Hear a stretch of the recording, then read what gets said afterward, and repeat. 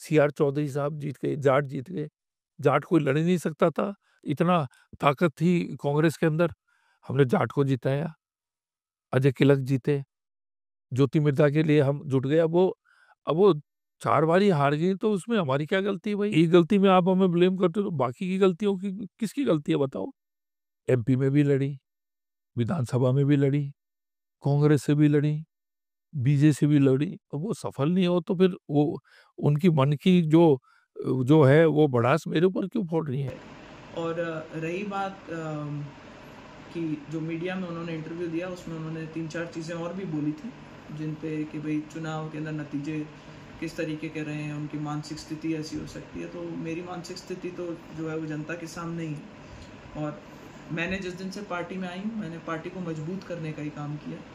और आप चाहे कहीं भी देख लें, चुनाव से लेकर के MP इलेक्शन से लेकर के बाई इलेक्शन तक, हर जगह यही प्रयास किया है कि भारतीय जनता पार्टी मजबूत हो, हम जीत करके निकलें। बहुत से लोगों के सहयोग के साथ में हमने खींवसर का चुनाव जीता। आज मंत्री जी का कल मैं इंटरव्यू का कुछ हिस्सा सुन रही थी, जिसमें वो श्रेय लेना चाह रहे थे कि भाई हम चुनाव हार रहे थे खींवसर में, इसलिए मुझे भावुक होकर के और एक स्टेटमेंट देनी पड़ी। उस स्टेटमेंट के पीछे की जो कहानी है वो और भी ज़्यादा रोचक है, क्योंकि उससे पहले तक, जब तक वो स्टेटमेंट नहीं आया, आप देखेंगे कि गजेंद्र सिंह जी की और उनके बेटे की बहुत कम भूमिका रही थी चुनाव प्रचारों के दौरान। पार्टी के नेताओं का दबाव पड़ा, तब उन्होंने एक्टिव होकर के मदद करी।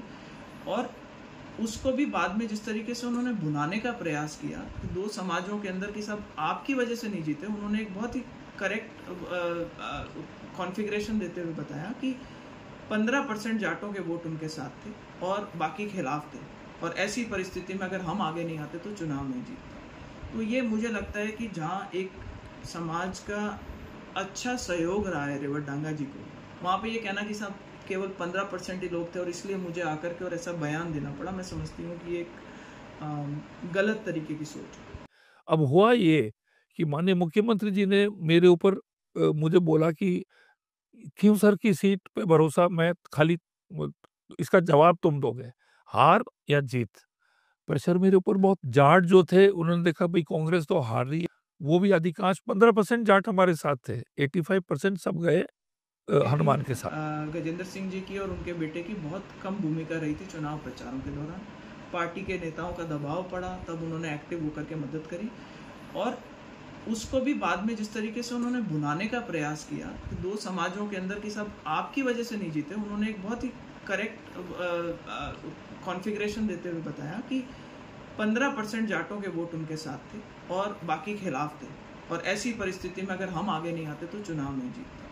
तो ये मुझे लगता है कि जहाँ एक समाज का अच्छा सहयोग रहा है रेवत डांगा जी को, वहाँ पे ये कहना कि साहब केवल 15% ही लोग थे और इसलिए मुझे आकर के और ऐसा बयान देना पड़ा, मैं समझती हूँ कि एक गलत तरीके की सोच है। उनसे पूछा गया था कि आपने आपके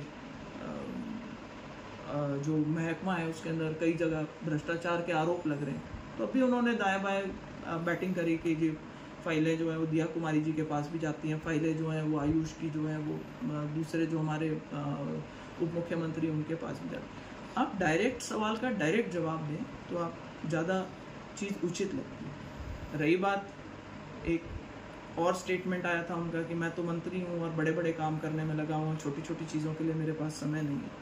तो मैं तो इतनी रिक्वेस्ट करना चाहूँगी कि आप हमारी पार्टी के बहुत सीनियर नेता हैं और हमारे कार्यकर्ताओं की छोटी छोटी उम्मीदें होती हैं। बड़े बड़े काम आप कर रहे हैं, बहुत अच्छी बात है, लेकिन जो कार्यकर्ताओं की छोटी छोटी बातें उन पर भी ध्यान दें, जिससे कि उनकी रोज़मर्रा की ज़िंदगी में अगर कहीं दिक्कत आ रही है तो सरकार का उनको भी सहयोग मिल सके। ये मेरी एक रिक्वेस्ट रहेगी। मैं ये कहता हूँ कि साहब, मैं तो चैलेंज करता हूँ, सबूत तो लाके बताओ, सबूत लाके बताओ। और एक्चुअली में हमारी सरकार ने ये फाइंड आउट कर लिया है कि चिट्ठी लीक कैसे हो। इसमें कुछ लोग इन्वॉल्व हैं और अ, उचित नहीं होगा, पर सरकार को मालूम है चिट्ठी कैसे लीक हुई।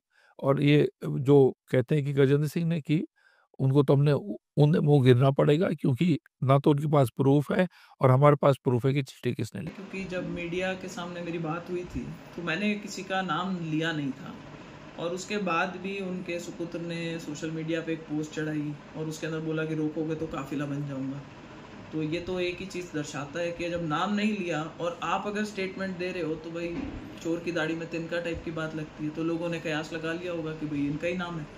और रही बात कि उनका ये कहना कि सबूत लेकर के आए, सबूत दे, देखिए पार्टी का एक डिसिप्लिन होता है, उसके अंदर जो सही प्लेटफॉर्म होता है उसके ऊपर किसने उसको, दो अलग अलग इसके अंदर तथ्य हैं। एक है कि वो लेटर लीक कहाँ से हुआ, और दूसरा ये है कि उस लेटर को वायरल करने में किन लोगों का हाथ था।